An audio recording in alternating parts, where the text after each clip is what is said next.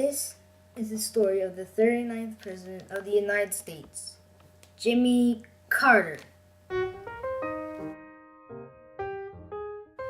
Jimmy Carter was born on October 1st, 1924, in a small town in Georgia called Plains. You might think it's a big town, but in 2010, it had this many people.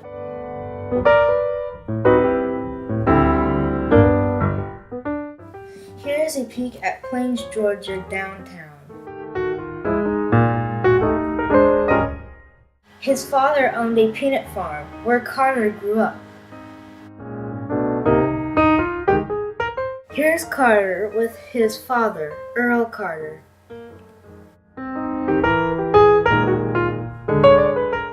Jimmy's first slave was Rosalind.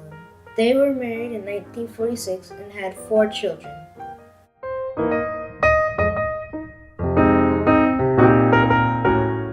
Here's a family picture of Jimmy and Rosalind with the children and grandchildren. Carter went to Plains High School. His nickname was Hot, which is short for Hot Shot. When he became an adult, Carter was in the U.S. Navy from 1946 to 1953. In 1953, when his father died, he ran the family peanut business. He was a Georgia State Senator from 1963 to 1967.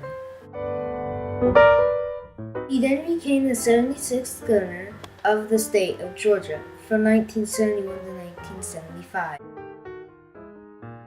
Another interesting fact is that he had American Revolutionary ancestors.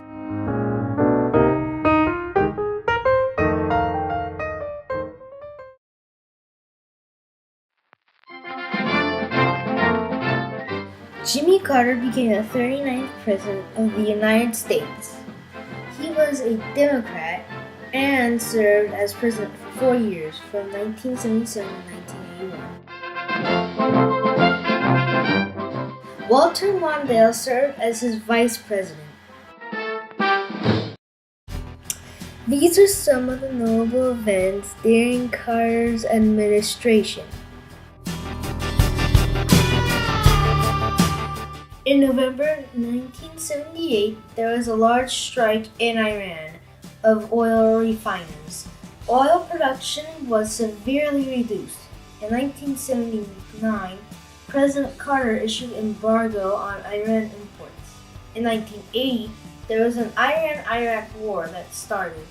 All of these events made for long lines at the gas station. Some Iranian students took over the American embassy in Tehran, Iran on November 4th, 1979, and they held 52 Americans hostage for 444 days. They were upset that the U.S. allowed the Shah of Iran into the country for medical help. They did not like the Shah, and were angry that we were helping him. They were also angry because they believed the U.S. was involved in the coup that took place in 1953. The hostages were not released until January 20th, 1981, the day President Reagan was sworn into office. Soon after the President Carter was elected, he began working on reviving the Middle East peace process. President Carter invited Prime Minister Menachem Begin and Egyptian President Anwar el-Sadat to Camp David in 1978 for secret talks to resolve the conflicts between the two countries. This led directly to the signing of the Egypt-Israel Peace Treaty on March 26, 1979.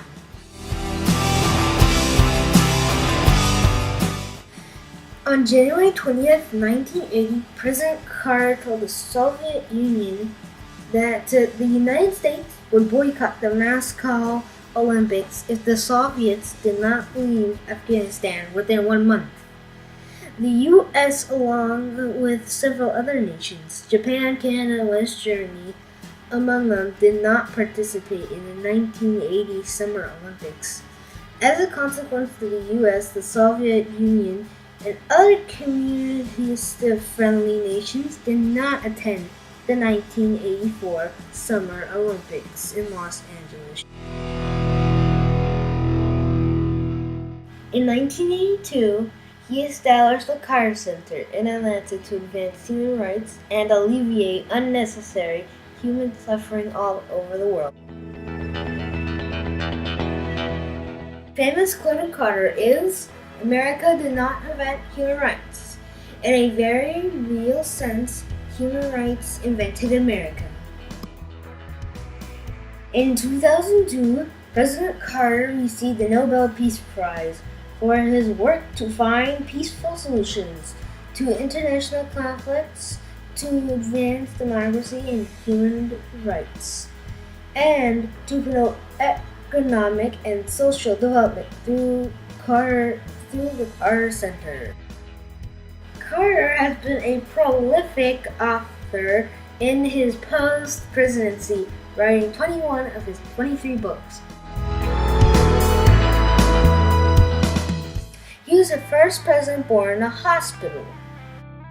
On Friday, September 7, 2012, Carter surpassed Herbert Hoover as president with the longest retirement from office. Now you know all about Jimmy Carter, our 39th president.